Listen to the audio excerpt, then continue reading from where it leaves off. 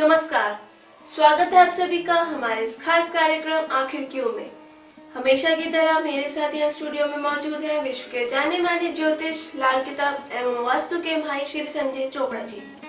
नमस्कार संजय जी, आपका हमारे स्टूडियो में स्वागत है। तो दर्शकों, अब संजय जी हमें ज्योतिष और वास्तु के बारे में जानकारी देंगे। नमस्कार दर्शकों, आज के इस एपिसोड के अंदर हम एक और जनरल मुश्किल जो माँ बाप के सामने आती है, जिसके लिए वो बड़े परेशान रहते हैं, हम लोगों के पास आते हैं। कुछ लोग तो ये कहते हैं कि बच्चा पढ़ता नहीं है, कुछ लोग बच्चे की एजुकेशन के लिए इस तरह परेशान होते हैं कि अब वो बच्चा 10वीं क्लास में पढ़ रहा है, उसे कौन सी लाइन देकर दे। दर्शकों, बच्चे को कौन सी लाइन में जाना चाहिए? इंजीनियर बनना चाहिए, डॉक्टर बनना चाहिए, साइंटिस्ट बनना चाहिए, एक गणितज्ञ बनना चाहिए, चार्टर्ड अकाउंटेंट बनना चाहिए, वकील बनना चाहिए, ये सब कुछ उसकी जन्म पत्री के अंदर लिखा हुआ है। हम लोग उसकी जन्म पत्री को देखकर उसे सही रास्ते पर, सही ट्रैक के ऊपर डालने की कोशिश करते हैं। हम माँ बाप को बताते हैं कि ये बच्चा इंजीनियर बन सकता है या ये चार्टर्ड अकाउंटेंट बन सकता है, इसको फलां लाइन लेकर दीजिए, इसको फाइनेंस की लाइन लेकर दीजिए। उससे डेफिनेटली उस बच्चे को अपने आने वाले जीवन के अंदर काफी अच्छा रिजल्ट मिलता है। लेकिन मेन विषय कुछ लोगों का ये होता है कि बच्चा तो पढ़ ही नहीं रहा,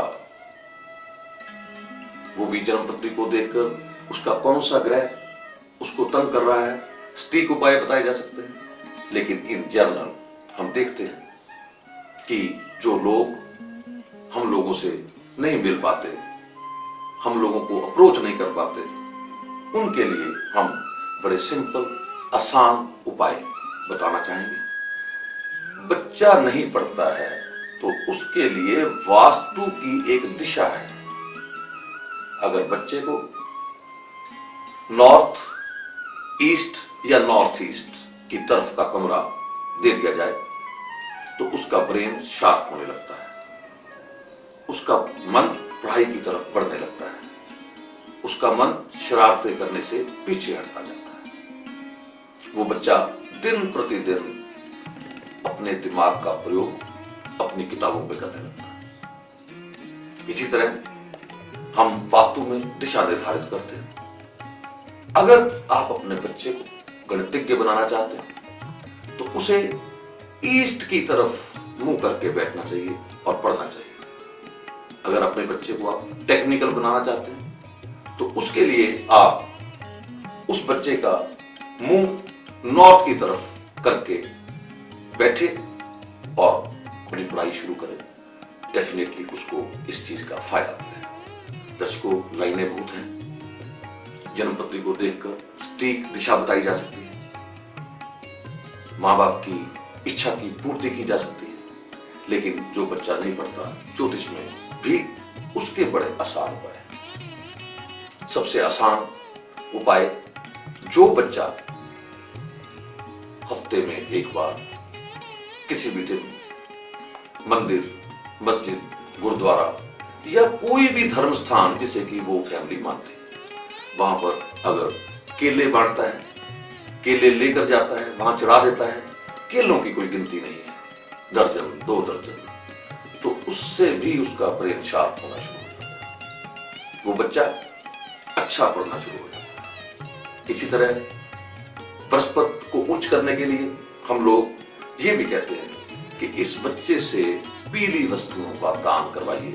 चने की दाल एक आसान उपाय है, किसी भी धर्म स्थान के लंगर में दी जा सकती है। इसी तरह हम लोग ये भी देखते हैं कि इस बच्चे का शनि मजबूत है, इसे इंजीनियर बनना चाहिए। इस बच्चे का मंगल मजबूत है, शनि के नजदीक है, इसे डॉक्टर बनना चाहिए।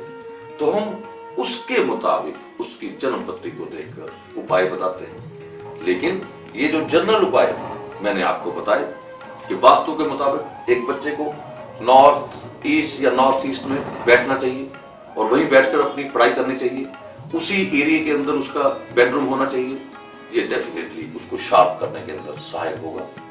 इसके लिए कोई सटीक उपाय की जरूरत नहीं है, किसी पर्टिकुलर उपाय की जरूरत नहीं है।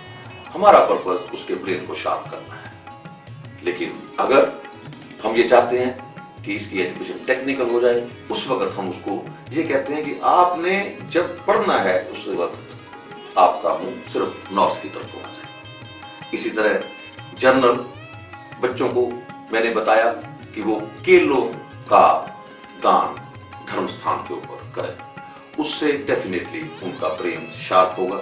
इसी तरह मैंने ये बताया कि वो चने की दाल लेकर किसी धर्म स्थान पर देते रहें। इस प्रयोग को हफ्तावार किया जा सकता है, इस प्रयोग को 15 दिन में एक बार किया जा सकता है। ये अपनी पॉकेट के मुताबिक, अपनी हैसियत के मुताबिक 1 किलो दाल दी जा सकती है, 10 किलो दाल दी जा सकती है, इसकी कोई गिनती नहीं है। हम तो इसको शगन कहते हैं।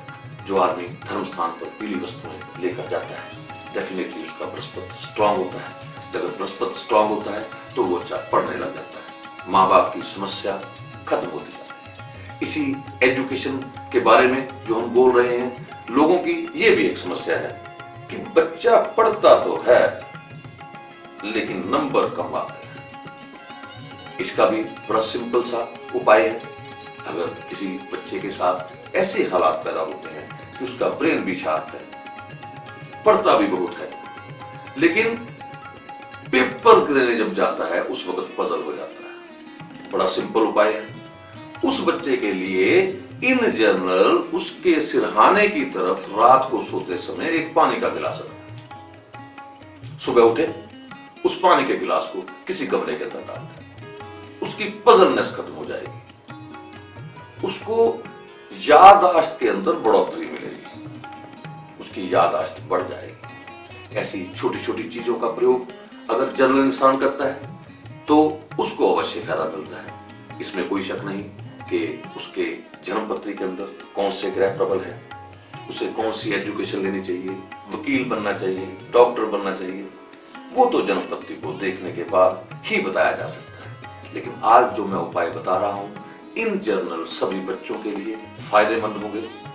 वो बच्चे हर हालत में तरक्की करेंगे, उनका बृहस्पति उच्च होता जाएगा, उनका ब्रेन अच्छा होता जाएगा, उनके ब्रेन के अंदर पॉजिटिव एनर्जी भर जाएगी, नेगेटिव एनर्जी उसके ब्रेन से बाहर निकलती जाएगी, शरारतें बाहर निकलती जाएगी। ये मेरा तजर्बा है कि जो बच्चे नॉर्थ ईस्ट में सोते हैं उनके अंदर गुस्सा नहीं होता।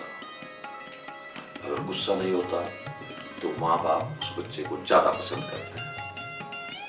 अगर गुस्सा नहीं होता तो बच्चा डिसीजन लेने के काबिल बन जाता है, उसको खुद ही ये अंदेशा होने लगता है कि मुझे कौन सी लाइन में जाना है। तो दोस्तों, अगर आपका बच्चा पजल है,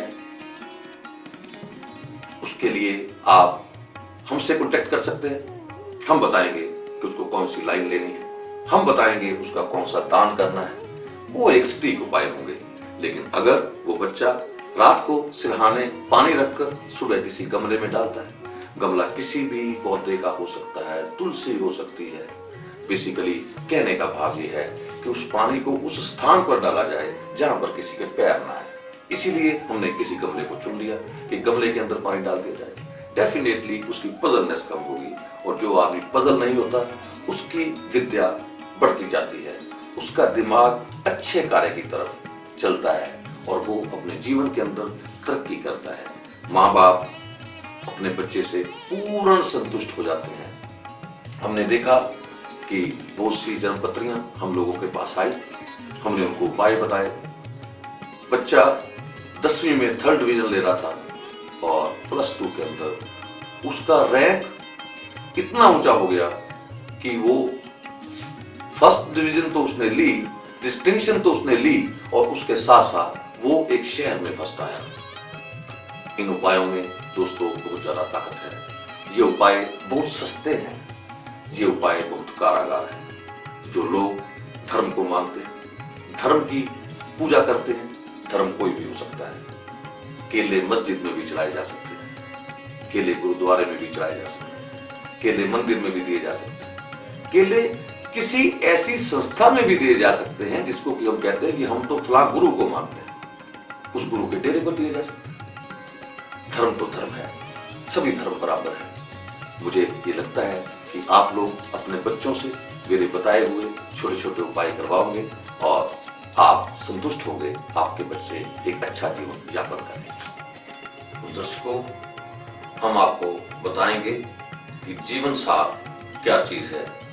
जीवन सार के लिए आपको भेजना पड़ेगा हमें अपना डेट ऑफ बर्थ, जिसे कि कहते हैं जन्म तारीख, उसके साथ आपका जन्म का समय जो सुबह है या शाम को है, व उसके साथ आप हमें बताएंगे कि आपका जन्म कहाँ हुआ, किस देश में हुआ, किस प्रदेश में हुआ, किस गांव में हुआ।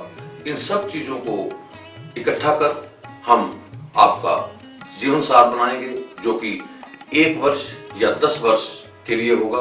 उसके अंदर टोटल जीवन का सार भी होगा। इन सब चीजों को मिलाकर हम आपके वर्षफल बनाते हैं, वर्षफलों को मिन्यूटली स्टडी करते हैं। स्टडी करने के बाद मैं खुद अपने हाथों से उनके बहुत ही सस्ते उपाय, जो कि एक आम इंसान अपने जीवन में करने के बाद अच्छे रिजल्ट प्राप्त करता है, ये सब चीजें हमारे जीवन सार के अंदर लिखी हुई हैं। आपको हम कोरियर करेंगे। आपको वक्त के ऊपर उन उपायों को करना होगा।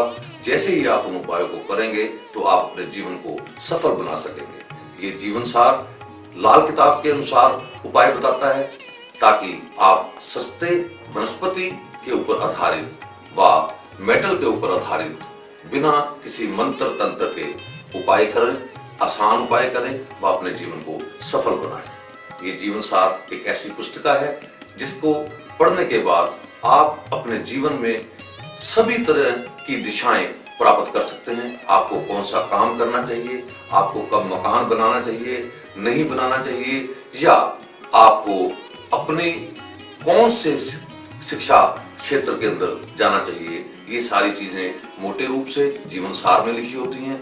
व कठिनाइयां जो कि आपके किसी भी वर्ष में आने वाले वक्त में आपको तंग करेंगी, उसके लिए सरल उपाय मैं खुद अपने हाथ से लिखकर आपको भेजता हूँ। तो दर्शकों, अगर आप संजय जी से अपना जीवन सार बनवाना चाहते हैं 1 से 10 साल तक का, या वास्तु करवाना चाहते हैं बिना किसी तोड़ फोड़ के, तो हमारे स्क्रीन पर दिए गए नंबर पर संपर्क कीजिए। संजय जी, हमारे स्टूडियो में आने के लिए आपका बहुत बहुत धन्यवाद। तो दर्शकों, अब हमें इजाजत दीजिए। नमस्कार।